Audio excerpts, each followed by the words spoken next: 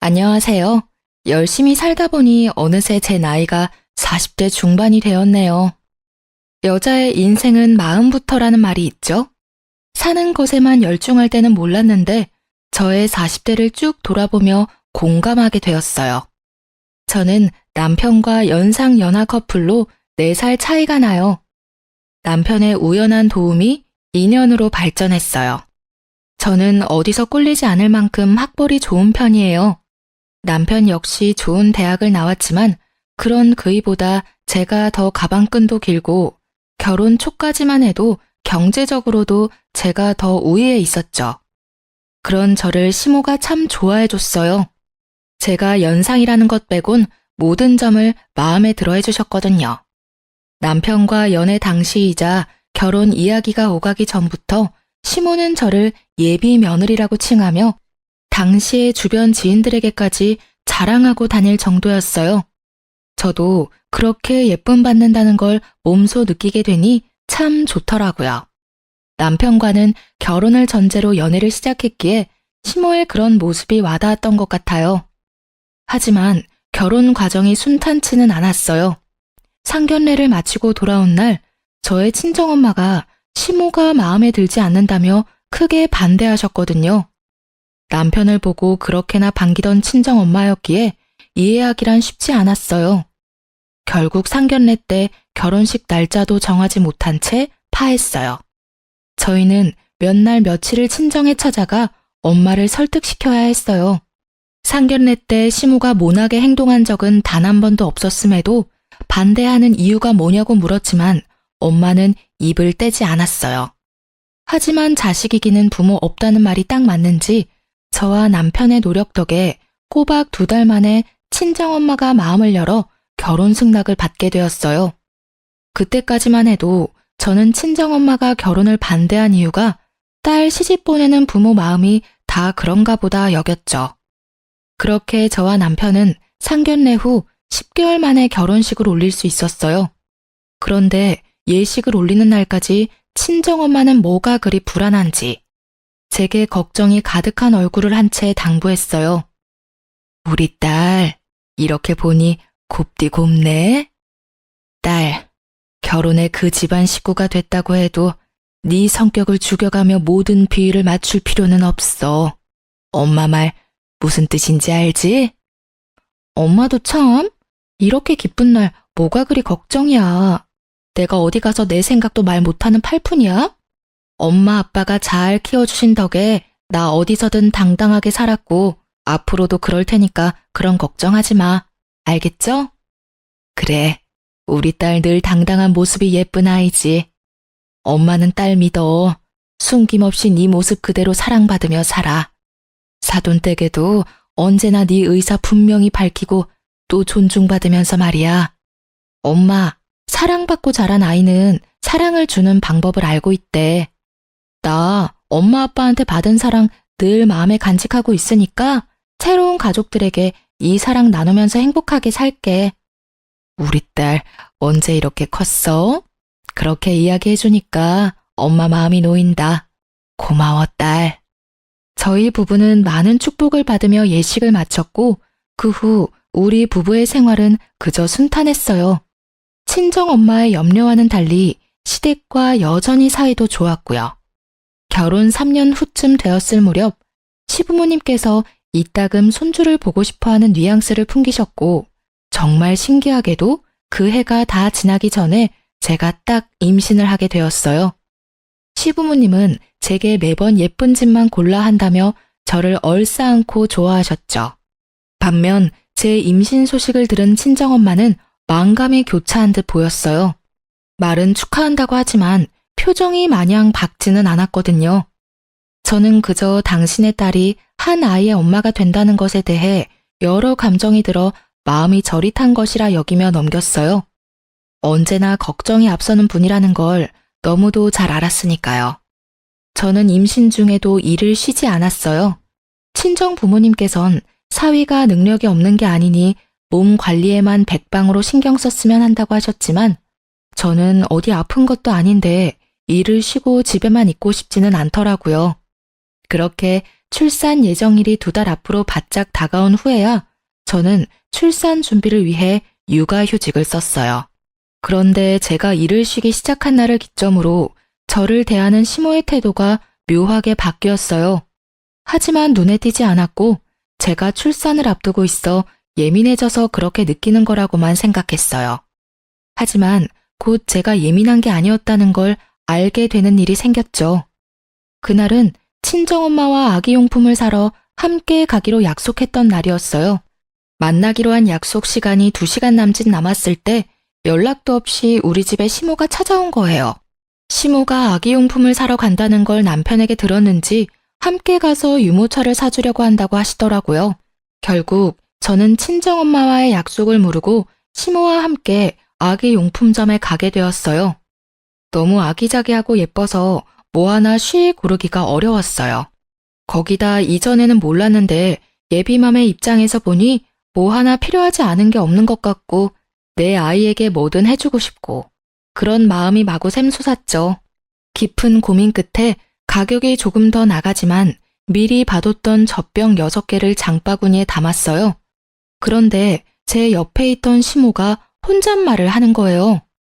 이제 한동안 회사에서 돈도 삭감해서 준다면서 비싼 것도 고르네. 젖병이 뭐 그리 큰 차이라고 어차피 모유 수유할 텐데. 네? 어머님, 지금 뭐라고 말씀하셨어요? 응? 아니다, 아니야. 요즘은 아기들 용품도 참 종류가 많구나. 같은 젖병인데도 브랜드가 이렇게 다양하다니 말이야.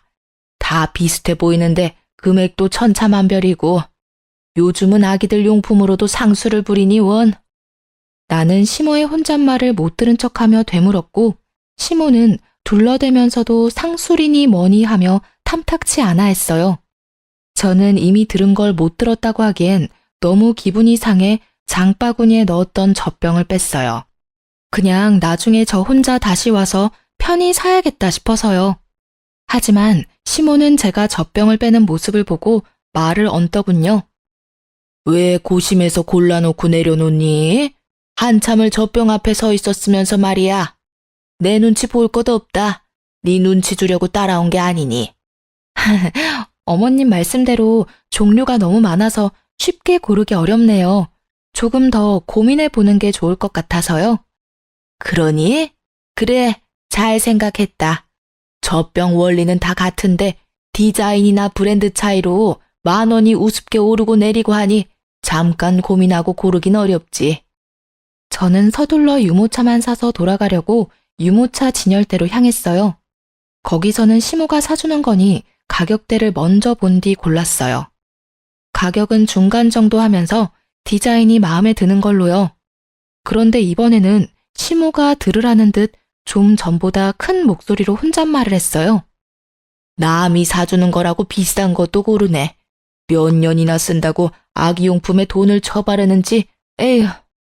어머님, 혹시 부담되시면 말씀해 주세요. 꼭 유모차 선물은 안 해주셔도 괜찮아요. 응? 얘는 그게 무슨 말이니? 그런데 좀 가격이 비싸긴 하구나. 이런 아기 유모차는 몇 년 쓰지도 못하는데 말이야. 요즘은 중고로도 사람들이 새 것 같은 거 많이 팔기도 하던데 환경 생각해서 그런 것도 참 좋아. 그렇지? 세아가, 너는 이 유모차가 마음에 든다는 거지? 그럼 그걸로 하렴. 어머님, 유모차도 오빠랑 조금 더 고민해보고 구매하는 게 좋을 것 같아요. 오늘은 이만 돌아가요. 그럼 그럴래? 뭐라도 하나 사주려고 했는데 아쉽네. 혹시 고민해보고 정해지면 말해주렴. 그날 저는 기분이 상해 더는 시모와 함께 쇼핑할 수 없겠다는 생각에 대충 둘러보는 척한 뒤 그중 가장 저렴한 가재 수건만 한 묶음 사서 나왔네요. 애초에 연락도 없이 불쑥 우리 집에 찾아왔던 것도 제가 돈 쓰는 걸 감시하려고 했던 것 같다는 생각에까지 이르니 속에서 화가 솟구쳤어요. 이날 남편이 퇴근하고 와 있었던 일을 다 털어놓고 다시는 시모에게 우리 일에 관한 건 일절 이야기하지 말라고 당부했어요. 알겠다면서도 시모를 두둔하는 남편을 보고 있자니 열불이 뻗쳤지만 처음 있었던 일이니 더는 거론하지 않고 넘겼네요. 그날 얼마나 스트레스를 받았는지 배가 땡땡하게 뭉쳐 밤새 고생을 했더랬죠. 하지만 고부 갈등에 대한 남편의 무지함과 심호의 간섭은 또다시 저를 괴롭혔어요. 출산 한 달을 앞둔 시기 산후조리원에 관해 남편과 말이 많았어요.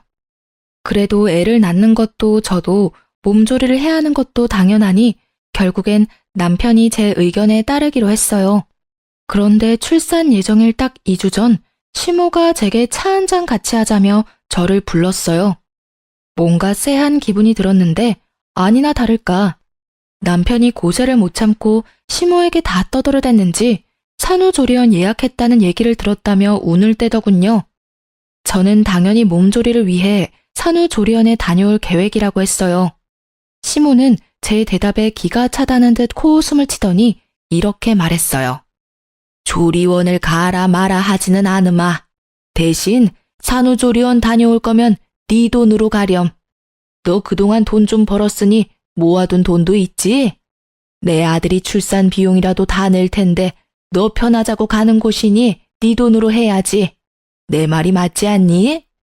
어머님께서 염려하신다는 건 알겠지만 산후조리원에 가던 안 가던 우리 부부가 상의해서 결정하는 거고요. 그 비용을 어떻게 할 건지 역시 저와 오빠가 결정할 문제예요. 제가 오빠와 잘 이야기 나눠보고 정했으니까 마음 쓰지 마세요. 예, 어디서 어른을 가르치려드니? 네가 보기엔 내가 우스워 보이니? 너희 집 가장이 내 아들이야.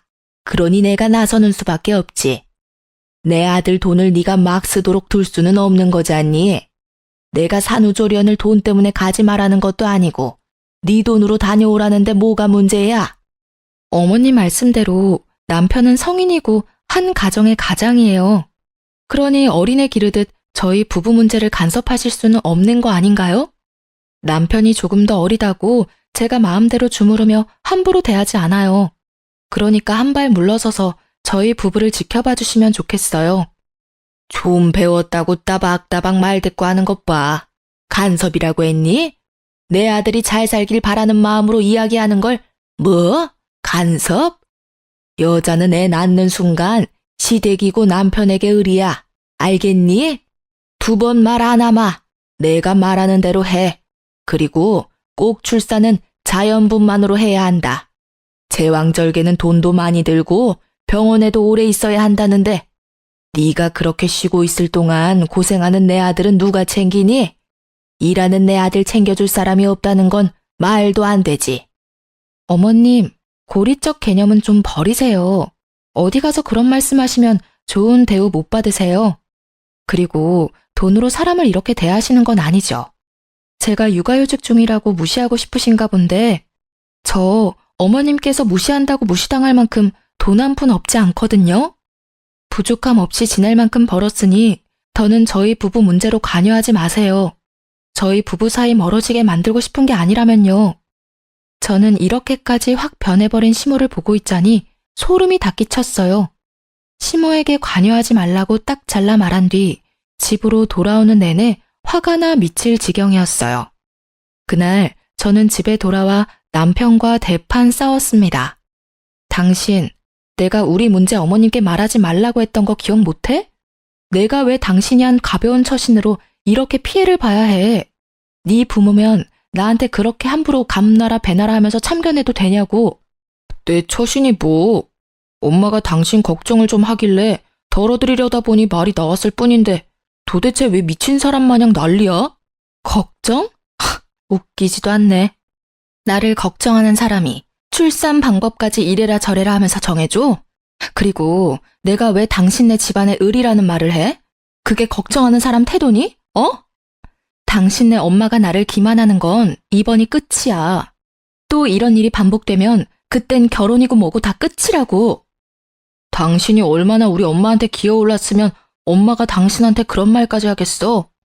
나한테 이렇게 성내기 전에 당신이 엄마한테 보인 태도에 대해서나 생각해봐.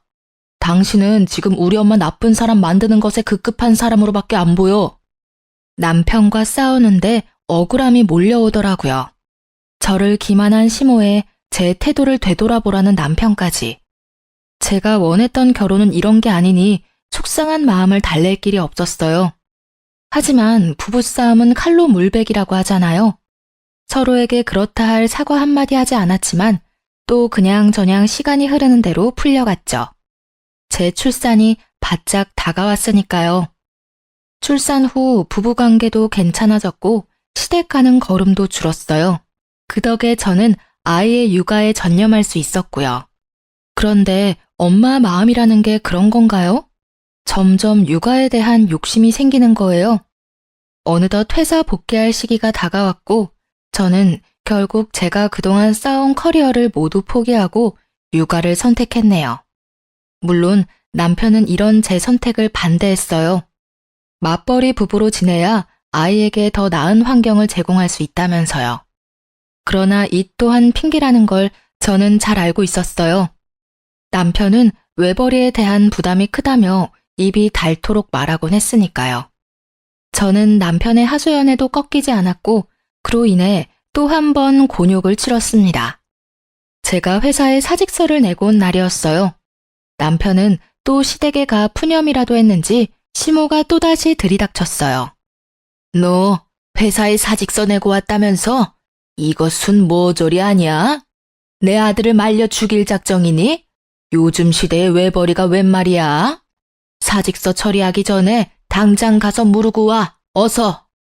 제가 하다하다 회사 그만두는 것까지 어머님 허락을 받아야 하나요? 저희 부부가 맞벌이로 일하면 어머님께서 애는 돌봐주실 건가요? 우리 애를 직접 돌봐줄 생각이 있으셔서 이렇게 대뜸 찾아와 갖다부터 하시는 거냐고요.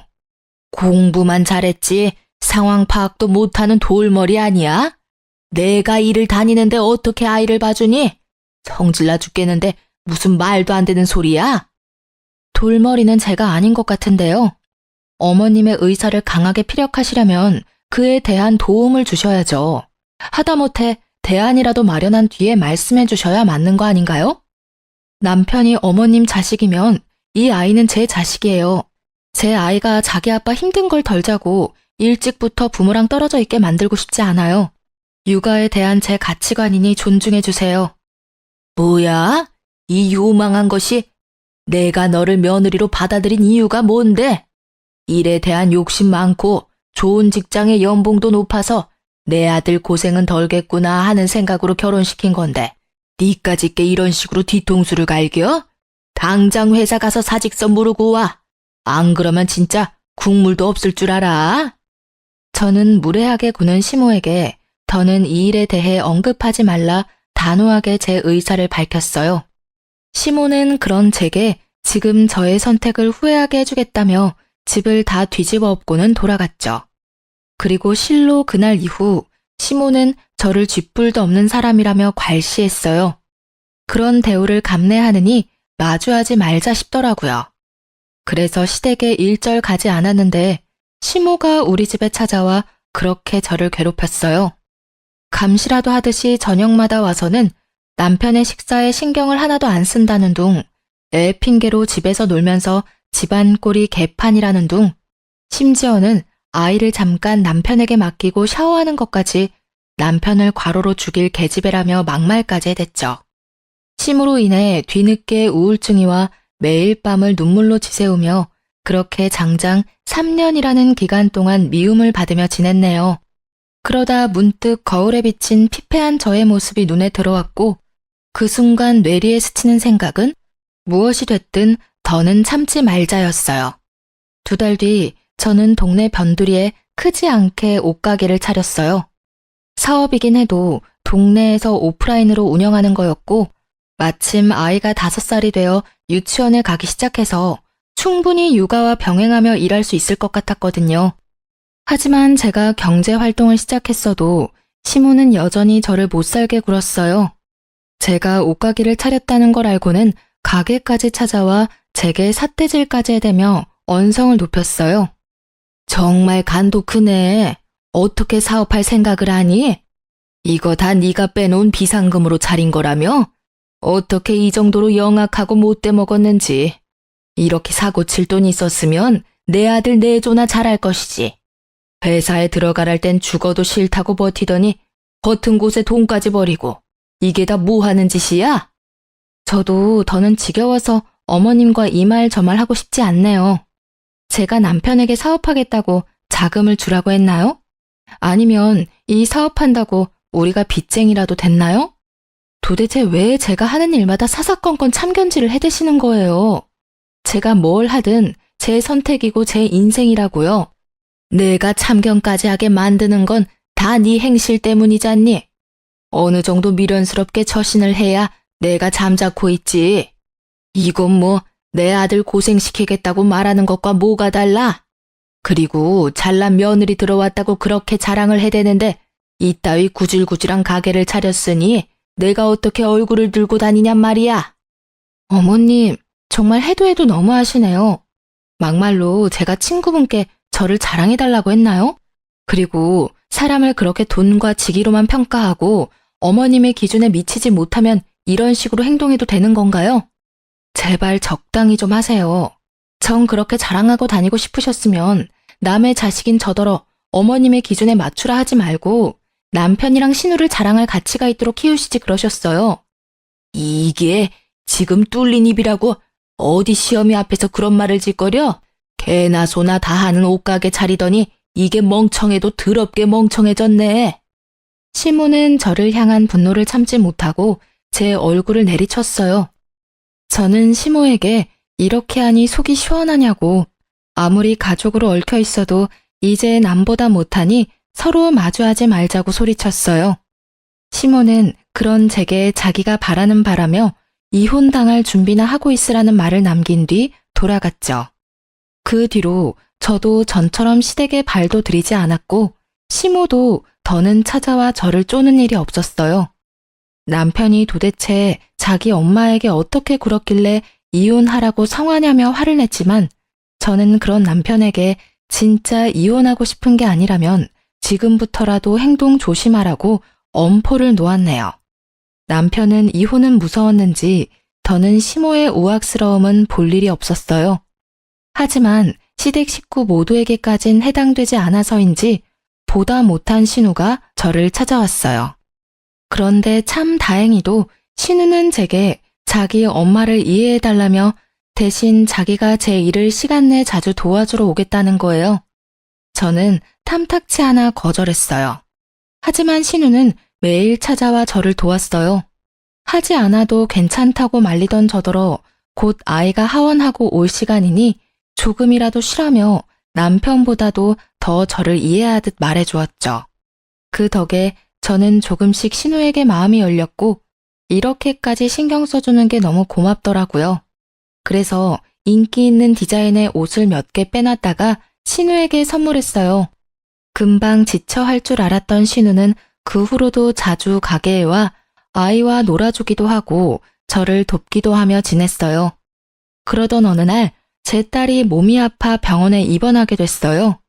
아이들의 경우 보통은 고질적인 질환이 아닌 이상 사나흘 정도면 퇴원하는데 이상하게 아이의 컨디션 회복이 더뎌 결국 열흘 동안이나 입원해 있었죠. 그러니 당연히 제 옷가게는 그 기간 동안 문을 열 수 없었고요. 그런데 아이가 입원해 있다는 소식을 들은 신우가 제게 연락이 왔어요. 옳게 소식 들었어. 가게도 못 열고 무슨 일이래 참? 지금은 괜찮고? 아기가 아직 열이 안 떨어져서요.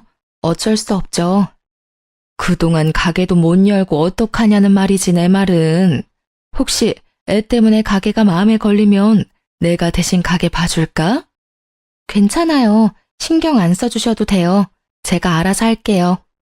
에이, 가족 좋다는 게 뭐야. 이럴 때 시누이 써먹는 거지. 안 그래?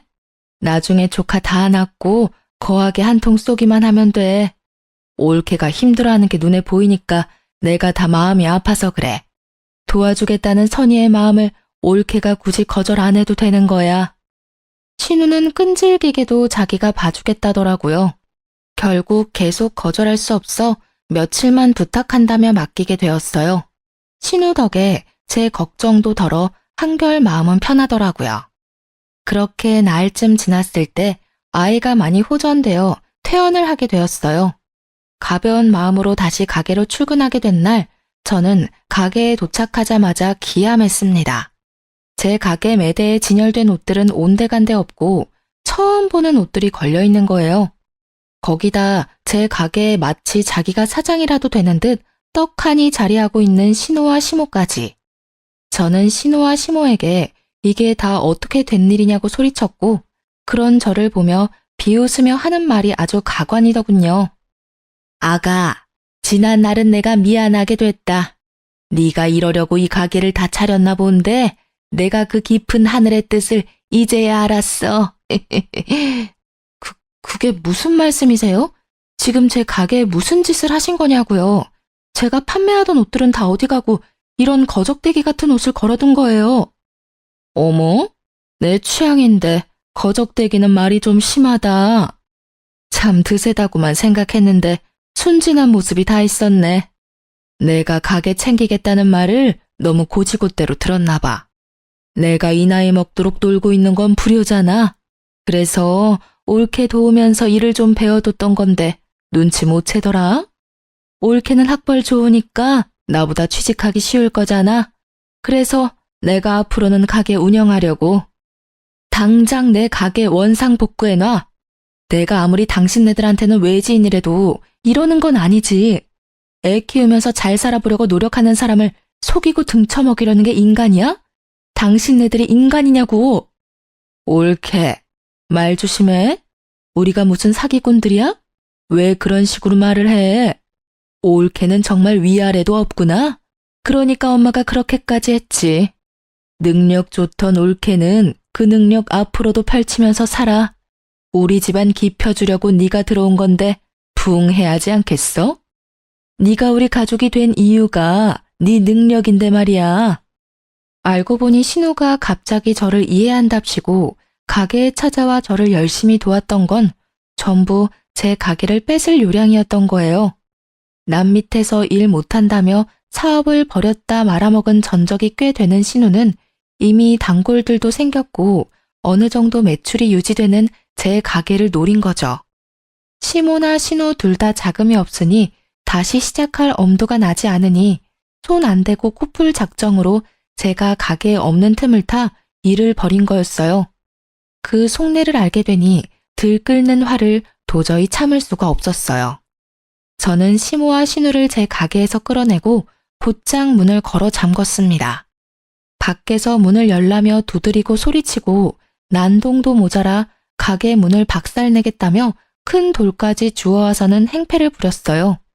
저는 결국 경찰에 시모와 신우를 신고했고 시부와 남편이 경찰서에 와서야 저를 헐뜯던 시모와 신우의 태도가 멈췄네요. 저는 그동안 제가 겪은 많은 일을 모두 털어놓았고 더는 이렇게 살 수 없다고 그 자리에서 이혼 선언까지 했어요. 이혼하겠다는 제 말에 남편과 시부는 청청병력이라도 된 양 저를 말리느라 안달이 났어요. 신우는 그제야 죄책감이 든 건지 후폭풍이 무서운 건지 제 눈치를 보기 시작하더라고요. 하지만 시모는 이런 상황에도 아랑곳하지 않았어요. 아니, 콧대 높은 척을 하고 싶었는지 저를 노려보기까지 하더군요. 결국 그런 시모의 태도는 시부의 심기를 건드렸고 시부는 시모에게 고래고래 소리쳤어요. 당신 어서 사과해, 당장. 어영부영 넘길 생각 추호도 하지 마. 알겠어? 어떻게 부모가 자식 가정을 깨는 만행을 저질러? 며느리가 기분이 풀릴 때까지 무릎이라도 꿇고 싹싹 빌란 말이야. 당신 아들이랑 며느리가 이혼하는 순간 당신도 이혼당할 줄 알아. 내가 뭘 어쨌다고 저 되바라진 것한테 사과를 해? 지 좋은 능력 펼치고 우리 딸한테 가게 일은 넘기라는 게 뭐가 잘못이야? 사과는 내가 하는 게 아니라 받아 마땅하지. 네, 어머님 저한테 사과하실 필요 없어요. 아버님, 저 마음에도 없는 사과는 받고 싶지 않고요. 이제와 사과한들 뭐가 달라지나요? 저요, 이제 지긋지긋해서 싫어요. 저 합의할 생각도 없으니 제게 사과든 애원이든 아무것도 할 생각 마세요. 저는 합의는 없다는 말을 마지막으로 남긴 뒤 경찰서를 나왔어요. 그런데 자기 가족 일이라고 제 가게까지 따라온 남편이 제 속을 또 긁어댔죠. 당신 정말 나랑 이혼이라도 할 생각이야? 아니, 우리 엄마랑 누나 지금 유치장에 있어. 정말 합의 안 할 생각은 아니지? 가족끼리 다툴 수도 있는 거지.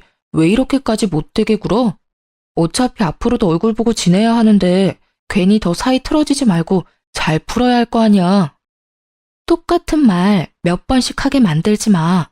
너한테나 가족이지 이제 나한테는 아니거든? 아니, 이전부터 니네 엄마는 날 가족으로 여긴 적이 없어. 네 엄마 기세어주는 도구 정도에 지나지 않았다고 난. 그러니까 나도 이제 와서 더는 가족 운운하면서 이해할 생각 없어. 누난 어떻게 사람이 그렇게 인색하다 못돼 못해 처먹었냐? 아, 몰라. 내 사전에 이혼은 없어. 절대 이혼은 안 해줄 거니까 그런 줄 알아? 애를 생각하는 엄마면 그렇게 무책임하게 말하면 안 되지. 그러고도 누나가 엄마라고 말할 수 있냐? 어? 공부 잘하는 거랑 인성이랑은 별개라더니 딱 누나를 두고 하는 말이네. 야, 무책임? 너 지금 무책임이라고 했어? 너도 알았잖아. 네 엄마가 나 자기 멋대로 주무르려고 했다는 거. 엄마라면 이혼을 입에 담으면 안 돼? 무책임한 건 내가 아니라 너야, 너. 인성 멋 같은 건 내가 아니라 너랑 네 엄마라고 이 무례배 집안인가나. 그러니까 불난 집에 부채질 그만하고 네 가족이 싼 똥이나 네가 치워. 내 매장 옷 다시 찾아오지 않으면 바로 이혼 소장 접수할 테니까 오늘 안에 무조건 찾아서 가게에 가져다 놔. 알겠냐? 남편은 자꾸 이혼을 들먹이면서 자기를 화나게 한다며 매대에 걸려있던 옷을 창고 쪽으로 집어 던졌어요. 그런데 저도 그땐 제정신은 아니었거든요. 남편에게 미친 것 위에 더 미친 것이 있다는 걸 보여주기 위해 저는 남편을 향해 옷가지들을 집어던지며 정신 나간 사람처럼 굴었죠. 그런데 하필이면 이런 모습들을 친정엄마가 다 보고 말았어요. 친정엄마를 보자마자 왜 그리 어린애처럼 눈물이 쏟아지던지. 한참을 울고 난 후에야 친정엄마에게 자초지종을 설명했어요. 그러니 엄마는 시모가 겉과 속이 다를 거라는 건 알았지만 이 정도로 못되게 굴 줄은 몰랐다며 불같이 화를 냈어요. 당장이라도 시모를 가만두지 않겠다며 열을 내는 걸 제가 직접 해결하겠다고 설득해 간신히 진정시킬 수 있었어요. 그러자 친정엄마의 차가운 시선은 남편을 향했고 남편은 도망이라도 치듯 가게를 나갔어요. 한참을 친정엄마의 도움으로 가게를 정리하고 있는데 남편이 제가 가게에서 판매하던 옷을 찾아왔더라고요. 그런데 그 옷들이 다 시댁 창고에서 발견했다는 말을 듣고 단전에서부터 또 화가 마구 치밀었어요. 하지만 그 순간 뭔가 쎄한 기분에 사로잡혔어요. 이런 일을 겪으니 촉이 곤두섰던 거죠. 저는 카운터로 곧장 향해 현금 보관함을 열어보았어요. 아니나 다를까 그 많던 돈이 한 푼도 없이 텅텅 비어있는 거예요. 네, 자금이 없던 신우가 제 돈으로 자기가 팔고 싶던 상품을 떼온 거였어요. 이게 도둑과 다를 게 뭔가요? 하지만 이런 상황에서도 더욱 황당한 건 남편이라는 인간의 태도였습니다. 무슨 돈으로 이 많은 옷을 떼왔나 했더니 그럼 그렇지. 이 와중에 도둑질까지 잘도 했네. 도대체 무슨 생각이면 이런 강큰 일들을 벌일 수 있는 건지 참. 일하고 싶은 마음이 커서 그랬던 걸 거야. 설마 당신 지금 이것까지 문제 삼을 생각은 아니지? 당신 때문에 경찰서까지 끌려간 우리 엄마랑 누나한테 말이야. 누나가 빼간 돈은 내가 비상금으로라도 채워줄 테니까 제발 더는 문제 삼지 말자. 어? 어차피 내가 주면 그만인 돈이잖아. 이 와중에 너는 끝까지 왜 이 돈을 네가 갚아? 막말로 지금 내 가게에 도둑이 든 거나 다름없잖아. 그러니까 네가 감싸고 챙길 사람은 네 엄마랑 누나가 아니라 나여야지. 상식적으로나 양심적으로나 나를 먼저 챙기고 걱정해야지. 네가 이러고도 남편이니? 진짜 너나 네 가족들이나 사람도 아니네. 이날 남편과 2차전으로 대판 싸웠네요. 나중에는 친정엄마가 있다는 것도 있고 남편이 애초에 일을 이렇게까지 만든 건 저라면서 막무가내로 막말까지 퍼붓더라고요. 저는 우리 부부가 엄연히 큰 피해를 본 상황에서도 자기 가족만 감싸는 모습을 더는 두고 볼 수 없었어요. 거기다 저희 엄마 앞에서까지 저를 함부로 대하는 건 더더욱 용납할 수 없어 다음날 바로 이혼 소장을 접수했습니다. 남편이 집에 못 들어오도록 도어락 암호도 바꿔버렸고요. 집에 들어오겠다며 문 앞에서 깽판을 치던 남편은 이웃의 신고로 그 뒤로는 시댁으로 넘어갔어요. 그런데 며칠 뒤 시부가 제게 연락을 해왔어요. 신우와 시모가 잘못을 뉘우치고 반성하고 있다고요. 네, 물론 믿지는 않았지만 제게 진심으로 사과를 하고 싶어 한다며 딱 한 번만 만나달라고 하는 거예요. 저는 고민하다 여차하면 증거물로 제출하자 하는 마음으로 신우가 제 가게에서 했던 짓이 모두 담긴 영상 증거물을 챙겨갔어요. 역시나 이렇게 단번에 변할 시모가 아니죠. 사과는커녕 고개까지 쳐들고 저를 내려보더라고요. 다 시부를 속인 시모의 농간이었던 거였어요. 물론 신우는 유치장까지 들어가 보니 덜컥 겁이라도 났는지 저를 보자마자 잘못했다며 다시는 그러지 않겠다고 빌더라고요. 하지만 시모는 절대 볼품없는 제게 조아리는 건 못한다며 제가 다 자기를 엉망으로 만들었다며 분노에 차서 제 얼굴에 침까지 뱉었어요. 저는 더 봐줄 것도 없다고 판단되어 바로 증거물을 제출했어요. 합의되지 않았다는 소식을 다시 들은 시부는 제 가게까지 찾아왔고 시모를 대신해 제게 애원하기 시작했어요. 아가, 내가 이렇게 사과하마. 내가 가장으로서 처신을 못한 탓이야. 내 아내와 딸이 다시는 내게 못나게 굴지 않도록 나서서 단속하마. 그러니 제발 마지막으로 한 번만 너그러이 봐주면 안 되겠니? 아버님, 죄송하지만 저는 마음 굳혔어요. 아버님 연락받고 기대하지 않았지만 혹시나 하는 마음으로 형님과 어머님을 만났고 여전히 어머님께서는 저를 미워하고 계셨어요. 제가 다 엉망으로 만들었다며 침까지 뱉으셨고요. 아버님께서 가족을 지키기 위해 제게 이러시는 것처럼 저도 이게 저를 지키는 방법이라고 말씀드리고 싶네요. 네 마음을 모르지 않아. 얼마나 힘들었을지도 안다.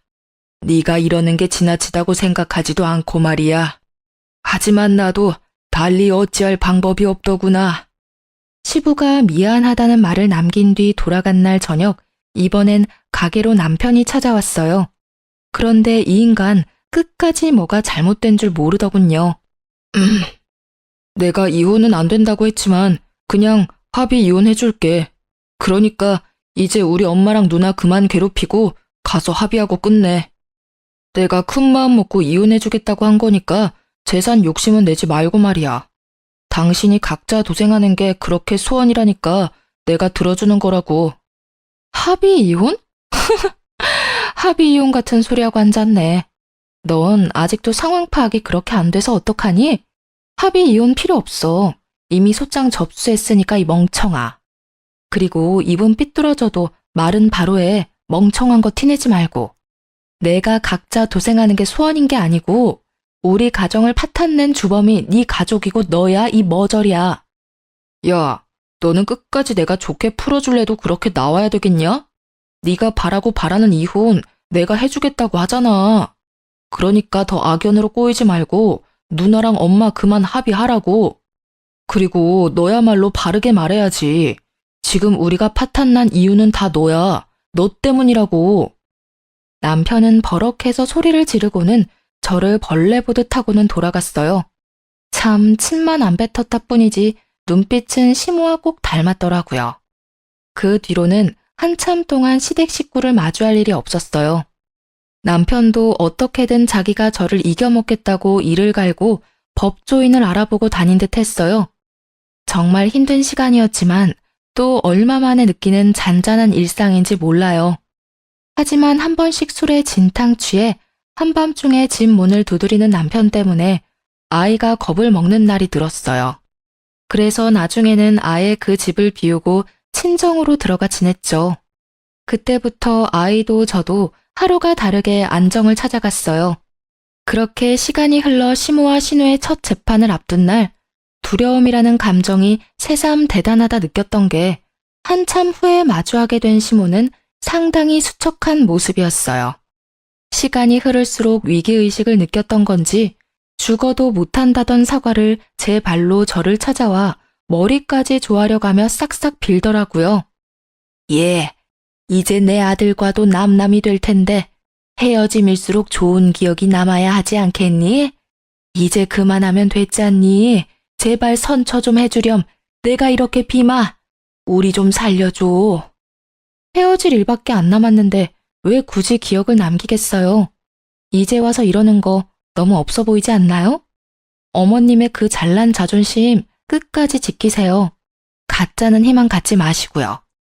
사면 초가인 상황이 겁난 후에야 제게 사과하려는 시모의 태도가 더욱 기분이 나빠 거들떠보지도 않았어요. 시모는 제 바지가랑이까지 붙잡으며 눈물로 호소하고 매달렸어요. 하지만 저는 끝까지 일관된 표정과 말투로 시모의 사과를 거절했습니다. 그러고 얼마 뒤 신우도 제게 찾아왔어요. 참 웃긴 게 위기의 순간에는 가족도 뭣도 없는가 봐요. 신우는 제게 울며 불며 자기만이라도 살려달라고 울어댔어요. 옳게, 우리 그 일 있기 전에는 악감정 없었잖아. 내가 일도 도우면서 우리 잘 지냈잖아. 나한테 고맙다면서. 제발 나라도 살려줘. 응? 나 정말 무서워서 잠도 안 온단 말이야. 그 가게 내 가게로 꾸리라는 것도 사실 엄마가 다 시킨 일이야. 내 잘못이 아니라고. 나 정말 억울해. 억울하고 무서워 미치겠어. 형님, 아니, 다 끝난 마당에 동갑이니까 친구로서 말 좀 할게. 너는 그동안 편하게만 살아봤지? 그러니까 이참에 인생 공부한다 여겨. 억울하다고? 네 엄마가 시켰다면 시킨 대로 한 게 잘못이지. 그 나이 먹도록 옳고 그른 판단도 못해? 정당한 죗값 잘 받고 앞으로는 생각이라는 걸 하면서 살아. 네 양심이 올바른지도 좀 되돌아보고 말이야. 그 뒤로도 신우와 시모가 하루에 몇 번씩이나 찾아와 머리 숙여 사과를 했어요. 그게 반복되다 보니 사과 받아주고 선처해주지 않으면 확 그 자리에서 졸도해버릴 거라며 협박까지 하더라고요. 결국 시부가 시모와 신우를 데리고 돌아간 후에야 저를 찾아오는 걸음을 멈췄어요. 끝까지 선처는 없었고 시모와 신우는 자기들이 저지른 일에 대한 합당한 처벌을 받게 되었어요. 하지만 남편은 자기 가족을 무너뜨린 제게 돈 한 푼 나눠줄 수 없다며 재산 분할에 관한 소송까지 걸며 이혼 소송을 질질 끌었죠. 하지만 남편은 자기가 원하는 바를 이루지 못했어요. 이루어질 수 없는 고집에 불과한 것이었으니까요. 경제적으로 보나 양육으로 보나 제가 뭐 하나 허투루 하지 않았다는 걸 법정에서 제대로 인정받았거든요. 결국 저는 이혼 소송도 승소했고 재산 분할 소송에서도 쾌거를 이루었답니다. 저를 향한 시모의 원망이 나중에는 시부에게 향했다고 해요. 결국 시부도 시모를 향한 충격으로 이혼을 결심했다더라고요. 전 남편은 이전 시부모님의 이혼 소식을 들고 와서는 자기 집안까지 파탄나게 생겼다며 제발 도와달라, 시부의 선택을 말려달라 부탁했어요. 하지만 이미 남남이고 그건 제 권한이 없는 거니 당연히 거절했죠. 그러자 전 남편은 끝까지 못나게 굴어댔어요. 복수심에 저와 제 가게에 대한 나쁜 소문을 퍼뜨려 구설수에 오르게 했거든요. 그러나 그것도 오래 가지는 못했어요. 왜냐하면 친정엄마가 그 소문을 듣고는 전 남편에게 찾아가 명예훼손으로 고소한다며 노발대발했거든요. 너희 엄마랑 누나도 모자라 너도 콩밥 좀 먹고 싶어 환장했냐면서요. 소인배지만 겁은 엄청난 남편은 자신의 엄마와 누나의 최후를 봐서인지 다신 그런 짓 하지 않겠다며 순순히 각서까지 쓰더라고요. 작년까진 그 망할 시댁의 소식이 제 귀에 간간히 들려왔어요. 그리고 소식이 끊길 무렵 전 시부가 제게 찾아와 온 진심 다해 사죄한 적이 있었어요. 그런 시부 덕에 이제는 그들의 미움이 많이 사그라들었네요. 그리고 지금은 너무 바빠 이전의 악연을 떠올리며 미워할 새도 없고요. 전 남편이 퍼뜨린 소문으로 매출이 조금 주춤했지만 2년이 지난 지금은 눈코 뜰 새 없이 바쁜 나날을 보내는 중이거든요. 온라인으로 사업을 확장한 게 잘 된 덕에 가게도 다시 활기를 찾아 활발히 운영되고 있답니다. 시내 2호점을 최근에 오픈해 제 동생도 저를 도와 운영에 뛰어들 정도로 확장도 되었어요. 결혼이 인생의 이막의 시작인 줄 알았는데 이제 와 보니 제 인생은 결혼이 아닌 이혼이 인생의 이막 시작인 느낌이 드네요.